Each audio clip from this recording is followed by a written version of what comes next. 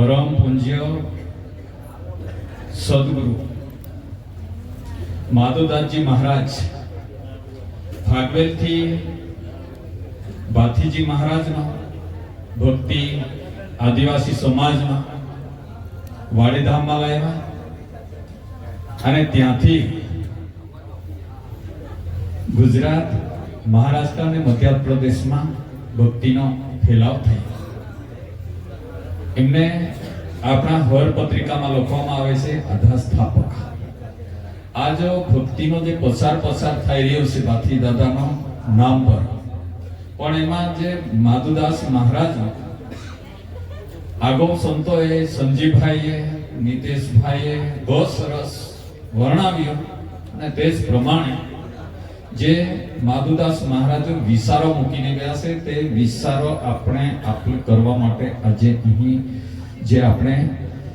જે માધુદાસ મહારાજે ચલાવ્યો અને એ પદને કાલિદાસ મહારાજે ચલાવ્યો, એ પદને દેવીદાસ મહારાજે ચલાવ્યો, એ જ પદને આજે સૌથા ગોવિંદદાસ ગુરુ મહારાજ આપણા સમક્ષ જે ગુજરાત, મહારાષ્ટ્ર અને મધ્યપ્રદેશ ખૂબ સમાજને જોડવાનું કામ કરી રહ્યા છે. ત્યાં મહારાજ જે વિચારો મૂકીને ગયા છે એટલે જ કે પત્રિકામાં લખવામાં આવે છે કે આધાર થાપ. ત્યારે શું માધુદાસ મહારાજ આપણા માટે મૂકીને ગયા છે?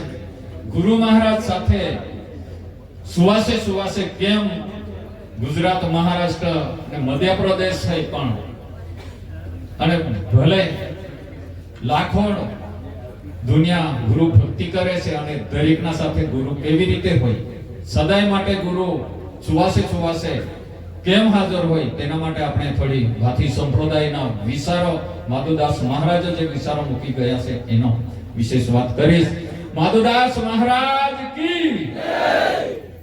ત્યારે માધુદાસ મહારાજે સમાજ માટે, આપણા માટે શું મૂકીને ગયા છે તેના માટે આપણે વાત કરીશ. કે પહેલી પ્રતિજ્ઞા છે પારદન પથ્થર સમાન. કંઠી ગુરુ અને હર ભક્તો આ વાત ધ્યાનમાં રાખવાના છે, ભૂલી નથી જવાનું. પારદન પથ્થર સમાન, કોઈ પાસે માગીને ખાવાનું, માગી લેવાના. પૈસાનું જરૂર પડે, અનાજનું જરૂર પડે, વસ્ત્રોનું જરૂર પડે, પણ ચોરી નહીં કરવાનું. આ માધુદાસ મહારાજનો વિચાર છે. 5 રૂપિયા 10 રૂપિયા હાથમાં આવે ના આવે, ચોર તે ચોર. પોલીસ સાથે માર ખાવો પડે, જેલ કરવું પડે અને દુનિયા ચોર તોડી કડકે અને માણસનું જીવન બરબાદ થાય. વધારે જીવ્યા ઓછા જીવ્યાનો કોઈ મતલબ નથી. જીવનમાં વધારે હોય કે ઓછા હોય, પણ જીવનમાં સમાજ સાથે રહીને જીવન જીવવું અને શું સંસ્કારો લઈને જીવવું, શું સંસ્કારો આપણે પોતે કરવાનો છે અને બીજાને સારી વાત પહોંચાડવાના છે. બસ આ સંદેશ આપવા માટે સંતોએ આ પૃથ્વી પર જીવન પસાર કરી રહ્યા છે. આ પહેલું વચન છે. અને બીજું વચન છે કે પાર સ્ત્રી માતા સમાન અને બહેનો માટે પાર પુરુષ પિતા સમાન. એવી રીતે ના વર્તું તો બ્રહ્મ હત્યાનું પાપ છે. કે આ બ્રહ્માંડનો અંદર જેટલો પાપ થાય છે એટલો પાપ માથે પડે છે. અને આપણો સમાજ આ બ્રહ્મ હત્યા તો દરેક વ્યક્તિને લાગ્યું છે, પણ આપણને ખબર નથી પડતી.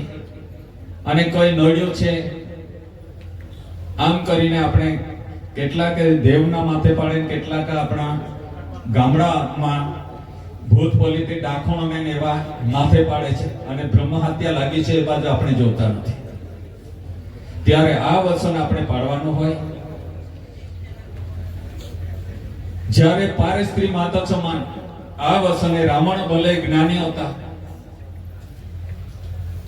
વિશ્વમાં, પણ છતાંય સીતા પર ખોટી દ્રષ્ટિ નાખે છે અને જે એનો સૈનિકો મરે છે, એનો કુટુંબ પરિવાર મરે છે અને પોતે રણ મેદાનમાં મરે છે અને સોનાની લંકા બળીને ભસ્મ થઈ જાય છે. તો એવા એટલું બધું એ વસ્તુ એટલી બધી નુકસાન કરે છે. એટલા માટે આ માધુદાસ મહારાજે આપણાને કીધું છે પાર સ્ત્રી માતા સમાન અને બહેનો માટે પાર પુરુષ પિતા સમાન. જો આપણે ગુણ ધર્મ પર આવીને જોઈએ ત્યારે બસ દોષ બહેનો પર નજર નાખતા હોય અને ભગવતા હોય, પણ એક હોય આ ખરેખર ભારતીય સંસ્કૃતિ, હિન્દુ ધર્મ નિયમ પ્રમાણે આ ગુણ ધર્મ પર આવીને જોવા જાય ત્યારે સાર્થક ને સાર્થક છે મિત્ર. તો તે માટે આ માધુદાસ મહારાજ આ વસ્તુ બંધન કરી ગયા છે. પ્રતિજ્ઞામાં આવે છે 5 પ્રતિજ્ઞામાં. ત્રીજી પ્રતિજ્ઞા છે માનવ જીવનનો હાનિકાર કરનારી, કે દારૂ, તાળી, વિમોલ, સુટકી, ગુટકા, બિયર, બાટલી, બીડી, બિસ્ટેલ આ જો નશાકાર વસ્તુ છે તે માનવ જીવનને હાનિકાર છે. એટલા માટે આપણા આ વ્યસન ના કરવા માટે અને માનવ જીવન રક્ષણ કરવા માટે આપણાને માધુદાસ મહારાજ આવા વિચારો મૂકીને ગયા છે ને તે 5 પ્રતિજ્ઞામાં મૂકીને ગયા છે. અને એ જો પ્રતિજ્ઞા પાડીએ તો આપણા જીવન પાવન થવાના છે. ચોથું વચન છે જુગાર સટ્ટા નહીં રમવું, झूठ नहीं बोलવું, જીવ હિંસા નહીં કરવી. કોઈ જીવને મારીને ખાય તો જ હિંસા થાય એવું નથી, પણ આપણે આપણા મુખમાંથી ખોટા વિચારો હોય ને ખોટી ભાષા નીકળે અને ખોટું આપણે કોઈને બોલીએ એ મોટામાં મોટી હિંસા છે. અને એમાંથી મોટા એમાંથી જે વાણી જેટલી નુકસાન આપે છે એટલા માટે વાણીને જે આપણા ગુરુ મહારાજે વચનમાં બાંધી દીધા છે આપણાને કે ખોટું નહીં બોલવું, એ મોટામાં મોટી હિંસા છે. આમ ઝઘડો થઈ જાય તો એમાં કેટલી હિંસા થઈ જાય છે અને કેટલા સમાજનું નુકસાન થાય છે. એટલા માટે ખોટું નહીં બોલવું અને હિંસા નહીં કરવું, આ ચોથું વચન છે. ત્યારે માધુદાસ મહારાજે બ્રહ્મદેવ હાથમાં પાણી લેવડાવે છે એટલે બ્રહ્મદેવ કહેવાય. ભક્તિ જે ગુરુ વારસાઈમાં મળે છે. કેટલાક ગુરુ મારા બાપ ગુરુ હતા એટલે ગુરુ પદ હું લે, મારા છોકરાને મળે એ વસ્તુ નથી. ભક્તિ બાપ વારસાઈમાં નથી મળતી, ભક્તિ ગુરુ વારસાઈમાં મળે છે. બાપ વારસાઈમાં જમીન મળશે, તમારા ઘરની મિલકત હોય તે બાપ વારસાઈમાં મળશે. ભક્તિ બાપ વારસાઈમાં નહીં મળે, ભક્તિ ગુરુ વારસાઈમાં મળશે. જે 5 વચનો 5 પ્રતિજ્ઞા પાડીને ચાલતા હોય, સમાજને લઈને ચાલતા હોય, અગરબત્તી પોતે સળગે છે અને બીજાને સુગંધ આપે છે, એવી રીતે સમાજનું કામ કરે એમને પદ મળે છે. બાકી બાપ વારસાઈમાં ગુરુ બનીને ઘરે પડી રહે અને ભાવે ત્યાં ભટકી ફરે તેના માટે આ પદ નથી. આ સંપ્રદાયનો એક દ્રષ્ટિ છે. માટે કરીને એટલે સંતાઈ કીધું છે ભક્તિ કરવાનું સહેલ છે, નિભાવવાના મુશ્કેલી છે. અને જે ભક્તિ કરવાનું સહેલ છે પણ ગુરુ બનવાનો મુશ્કેલી છે. કેમ કે ગુરુ બન્યા હોય તો ગુરુ તરીકે વર્તવું પડશે અને સમાજનું કામ કરવું પડશે. અગરબત્તીના સ્વરૂપે ભક્તિમાં જે સમયનો ભોગ આપવો પડશે, ગુરુનો આ કામ છે. આગળ સંતોએ ઘરબાર છોડીને જે જંગલમાં જઈને ભક્તિ પસાર કરી, તેનો અર્થ એ છે કે મારે આ જગતમાં જે નાશવત વસ્તુ છે એના પર મારા દ્રષ્ટિ નથી અને કમાવીશું છતાંય પણ એ ગમાવાના છે. પણ મારે ફક્ત ભગવાનનું નામ સ્મરણ કરવાનું છે અને ભગવાનનું નામ રટણ કરીને એમનામાં જેવી રીતે દરિયાના પાણીમાં જે આપણા નદીના પાણી મળી જાય છે તેવી રીતે પરમાત્મા સાથે મારે મળી જવાનું છે. એના અર્થે ભક્તિ જે ગુરુ મહારાજનો ગુરુ તરીકે આવા વિચારો લઈને સમાજમાં આગળ વધવાના છે. સમાજને સારા વિચારો આપવાના છે, સત વિચારો આપવાના છે. એટલા માટે ગુરુ પદ છે. અને આજે કાર્યક્રમ ચાલશે અને આપણા મોટા પ્રમાણે જે અરજી આવી છે અને બધાને વારાફરતી મળશે, ગભરાતા નહીં. અને પહેલા જમાનાના અંદર માધુદાસ મહારાજ હતા, કાલિદાસ મહારાજ હતા, દેવીદાસ મહારાજ હતા અને એમનો ઉપાચાર્ય ગોમતીદાસ મહારાજ હતા. પછી હીરાલાલ મહારાજ, લક્ષ્મણ મહારાજ અને મોહન મહારાજ, સિંગા મહારાજ, કાલિદાસ મહારાજ ટાવલ, એ બધા સંતો તે જમાનામાં આવતા. તે સંતો આજે નથી. આજના ઉપાચાર્ય આજના આચાર્ય ગોવિંદાસ મહારાજ છે અને એમનો ઉપાચાર્ય જંબુ ગુરુજી છે, શામસિંહ મહારાજ છે, અજબસિંહ મહારાજ છે. અમે બધા આવી રીતે 15 ઉપાચાર્ય છે એટલે, અને એવી જ રીતે આજના ઉપાચાર્ય પણ સમય રહેવાના નથી એટલે હાર ખાવાનું બી જરૂર નથી. આજના જે કંઠી ગુરુ હોય, આજના મુખ્ય સેવક હોય, તે દિવસે દિવસે આગળ વધવાના છે અને જે લાયક હોય એમને આ પદ આપવામાં આવશે અને પદ લીધું હોય તો તે પદને ઉપયોગ કરવો પડશે અને સમાજનું કામ કરવું પડશે. બાકી કઠણ છે એમ કરીને ના લેવાનો એવું બી નથી. ઉપાચાર્ય છે, એક ઉપાચાર્યને મેં આજે જ કીધું હતું કે કોઈ પદમાં તો મેં દેખાયા નથી. કેમ? જ્યારે ગુરુ મહારાજનો તબિયત ઠીક નથી અને 86 વર્ષનો એનો ઉંમર છે, ત્યારે એ તો નિયમિત આપણાઓને કામ કરાવશે અને જે આપણે જૂના છે એના એ જે આ સમાજને બોધનો કાર્યક્રમ ચલાવશે અને સમજાવશે માટે જ આપણાને આ ઉપાચાર્ય પદ આપ્યું છે. અને આપણા ઉપાચાર્ય બનીને 15 વર્ષમાં ગુરુ મહારાજનો ત્યાં આપણે આવતા ના હોય તો પછી પદ આપેલું શું કામનું? માટે કરીને ત્યારે એટલા જ માટે 5મું વચન છે કે આજેથી હું સત્ય ચાલીશું, સત્ય બોલીશું અને ગુરુ ભક્તિ કરું છું, ગુરુ શરણમાં રહીશ. આમ કરીને બ્રહ્મ જળ છે પાણી પીવડાવી દીધું છે ગુરુ મહારાજે. ત્યારે માધુદાસ મહારાજે આટલું જ નથી, અને માધુદાસ મહારાજે એટલું જ આપણાને આ પાંચમાં તો આ ભૌતિક જીવનનો અંદર આ પાંચ વચનો પાડીશું તો આ ભૌતિક જીવનનો અંદર આપણા જરૂર પવિત્ર થવાના છે કે વ્યસન મુક્ત રહેશે. પણ આટલું જ નથી, પણ ગુરુ મહારાજે જે વખતે શિર સાટા હાટે ભક્તિ મળે છે એનો ભાવ અર્થ પણ બતાવ્યો છે. એવી રીતે બતાવ્યો છે કે જે માથું કેમ ભક્તિના અંદર માથું કેમ આપવામાં આવે છે, હાથ કેમ નથી માંગ્યા, પગ કેમ નથી માંગ્યા, માધુદાસ મહારાજના વિચારો. શબ્દ, સપ્રસ, રૂપ, રસ અને ગંધ, આ 5 વિષયો છે. 5 વિષયોમાં પ્રાણીઓ, એ હાથી એક જ વિષયમાં હાથી પ્રાણ ગુમાવે છે, માછલી રોજ વિષયમાં પ્રાણ ગુમાવે છે, ભમરો સુગંધ વિષયમાં ફૂલ સુગંધ લેવા જાય છે ત્યાં પ્રાણ ગુમાવે છે.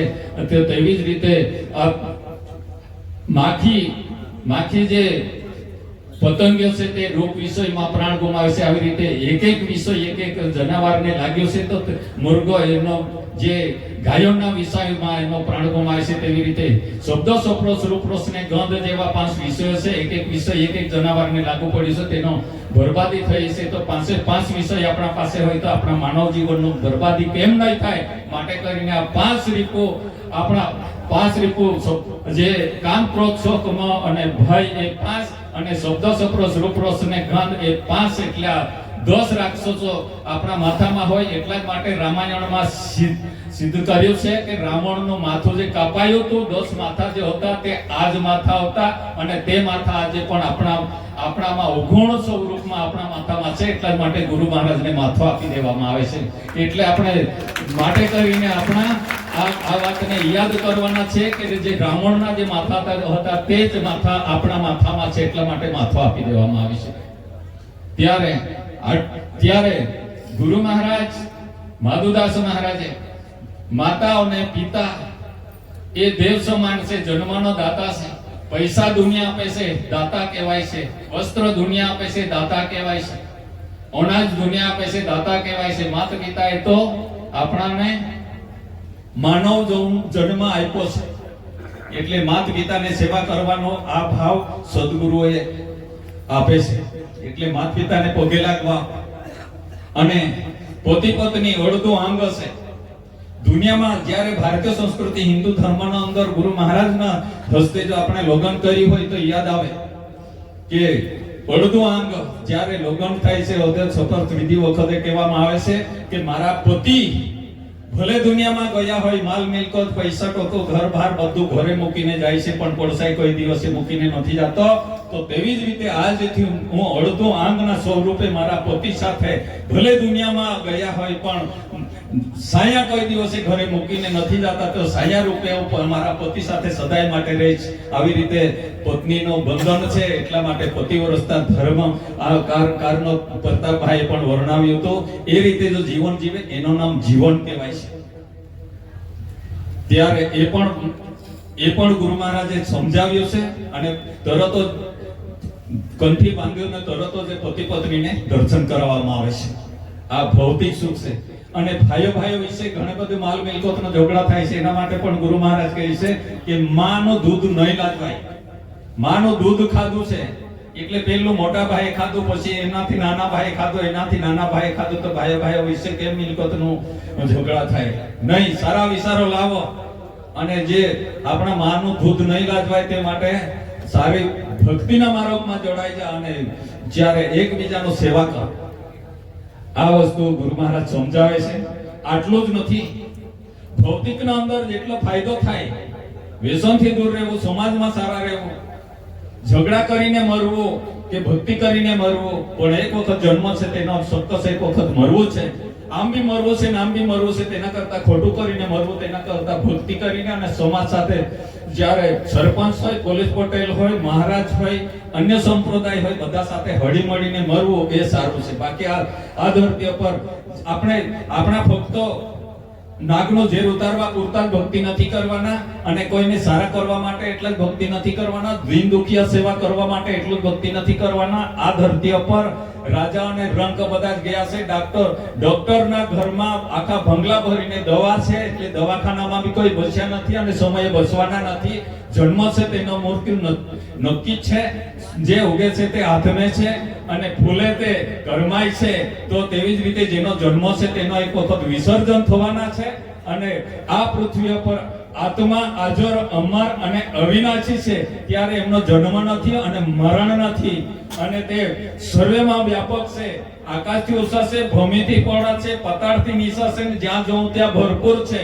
એટલે એ વસ્તુ પારખ પણ માધુદાસ મહારાજે આ ભદના દ્વારે સમજાવવામાં આવે છે ને. જેને બદ લીધું હોય અને સદગુરુ સાથે સત્સંગમાં બેઠા હોય અને આકાર, સાકાર અને નિરાકાર ત્રણેય દ્રષ્ટિઓનો સત્સંગ જો વિભાજન કરીને જોયું હશે તો આપણે આજે પણ જન્મ કોનો છે, મરણ કોનો છે એ વસ્તુને આજે આપણે પણ સમજી શકીએ છીએ. આ વસ્તુ બાથી સંપ્રદાયમાં મળે છે.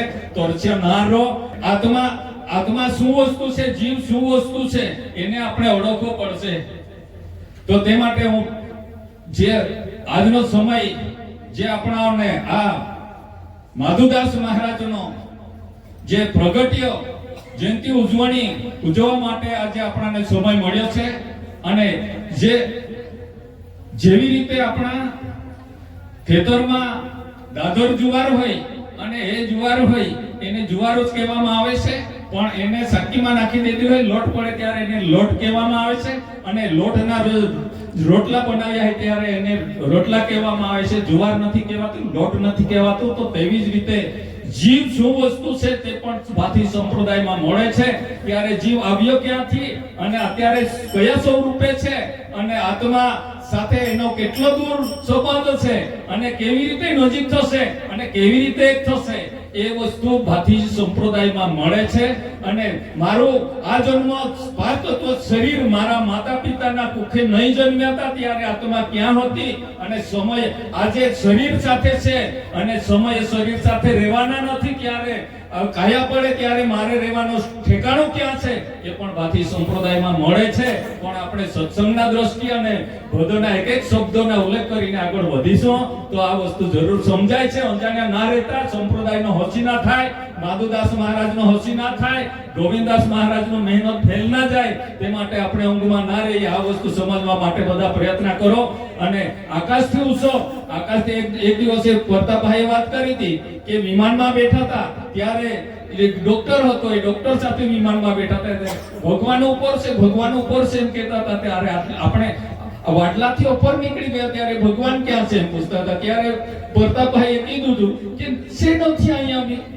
ત્યારે બધા ભક્તો એમ કહે છે કે ઉપર ઉપર. ક્યાં છે ઉપર? ત્યારે એવી રીતે ઉપર નથી. આપણા પાસે આ સાહેબ બેઠા છે, અમરસિંહ સાહેબ ડીએસપી છે, પણ પોલીસ એમનાથી નાના અને એનાથી સાહેબ મોટા, એટલે પદથી ઊંચા નીચા છે. બાકી આ વાદળાથી ઉપર એવું નથી વાલા મારા મિત્ર. અને ધરતીના નીચે મહાનકલ ધરતીના નીચે એવું નથી.